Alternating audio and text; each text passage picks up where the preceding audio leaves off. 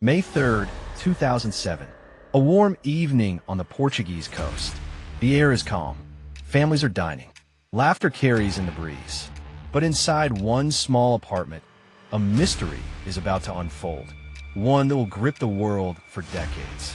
This is the story of Madeleine McCann, and the night she vanished without a trace. The McCann family was on holiday in Praia da Luz, a seaside resort in Portugal. Jerry and Kate McCann, both doctors from the UK, had brought their 3 children for a week of sun and relaxation. The kids, Madeleine, 3 years old, and her younger twin siblings, were tucked into bed by 8:30 p.m. in apartment 5A of the Ocean Club complex. Just a short distance away, their parents joined friends at a nearby tapas restaurant. It seemed safe. It seemed normal. It seemed like the perfect vacation. But in truth, something sinister was already waiting in the shadows. Kate and Jerry were part of what became known as the Tapas 7, a group of friends who followed a routine. Every night, the children were left asleep while the adults dined together. Every 20 to 30 minutes, one parent would return to check on the kids. A system built on trust, on routine, on the fragile belief that nothing could go wrong. But on the night of May 3 RD, that trust was shattered forever. At 9:05 p.m., Jerry checked the apartment. The children were sound asleep. The night felt secure. At 9:30, another friend from the group, Matthew Oldfield, peeked inside. He later admitted he didn't look closely. He assumed all was well. But at 10 p.m., Kate McCann walked back to apartment 5A. The door was open, the window unlocked, and Madeleine's bed was empty. The room was silent. Too silent. Kate ran outside, screaming, "She's gone. Madeleine's gone." And with that, the most famous missing child case of the 21st century had begun. Panic spread through Praia da Luz. Neighbors, tourists, hotel staff, all joined the frantic search. They scoured the beach, the narrow streets, every corner of the resort town. But the little girl with the bright smile and distinctive eye mark was nowhere to be found. Police were called, roadblocks set up, boarders alerted. Still no sign. It was as if she had simply vanished. By morning, the world knew her name. The disappearance of Madeleine McCann was headline news across Europe. Her face, those wide, innocent eyes, were broadcast into millions of homes. And yet, from the very beginning, the case was clouded by confusion, by suspicion, by mistakes that would haunt the investigation forever. The Portuguese police struggled. The crime scene was not secured properly. Neighbors, staff, even McCann's friends had walked through the apartment, disturbing crucial evidence. Fingerprints were smudged. Footprints were trampled. Time was wasted. And as hours turned into days, hope began to fade. At first, investigators believed Madeleine had been abducted. But with no ransom note, no demands, and no clear suspect, their focus shifted. Shockingly, suspicion began to fall on the McCanns themselves.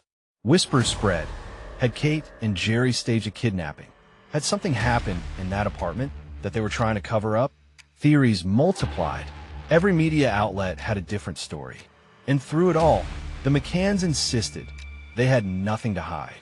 But the public wasn't so sure. In the months that followed, sightings of Madeleine poured in from across the world. Morocco, Spain, France, even as far as Australia. Each report carried the same haunting possibility. Could Madeleine still be alive? But every lead went cold. Every sighting was a dead end. And with each disappointment, the case grew darker. The British press launched massive campaigns. Find Madeleine posters appeared in airports, train stations, and city streets.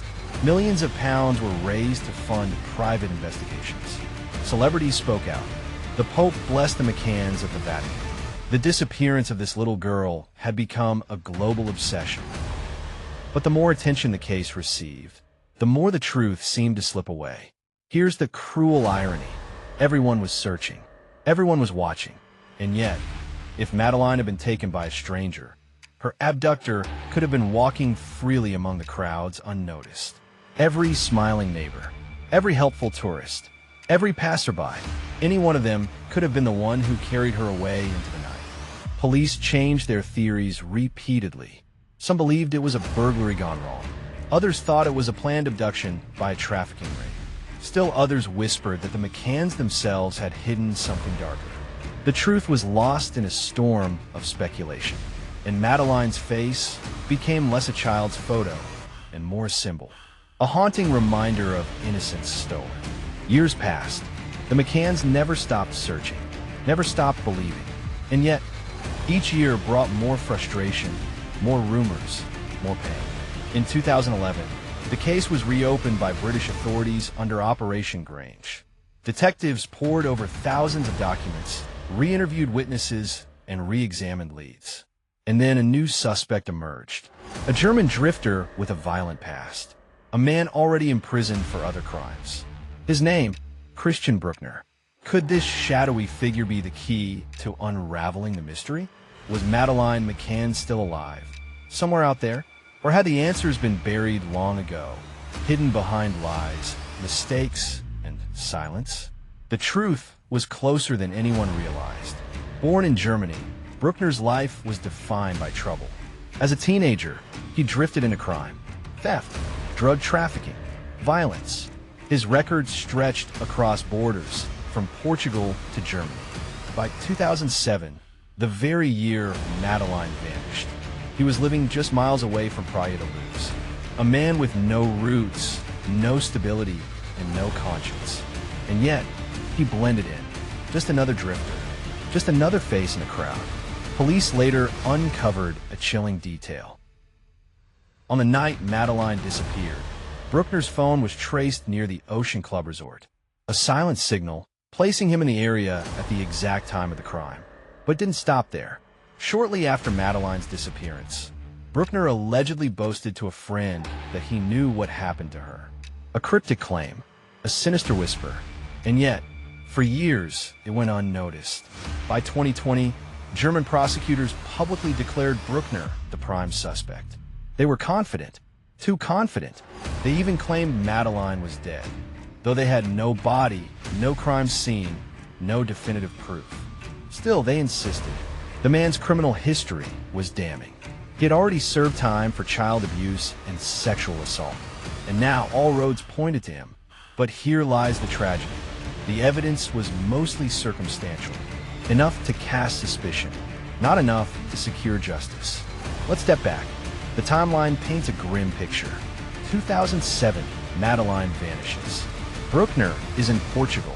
2008 to 2017. He drifts across Europe, leaving behind a trail of thefts, assaults, and prison sentences. 2017. He is convicted of raping a 72-year-old woman, an attack that eerily took place just miles from where Madeleine disappeared. 2020. His name finally surfaces in connection to Madeleine's case. For years, he had been right there, hiding in plain sight, while the world searched everywhere else. As news of Bruckner spread, the world was divided. Some were convinced this was the monster they had been searching for. Others believed he was just another suspect in a long line of dead ends. And all the while, the McCanns clung to a single hope, that their daughter might still be alive. Imagine being Kate or Jerry McCann. For over a decade, every headline, every rumor, every phone call could change everything. One moment, you're told your daughter might be alive in Morocco.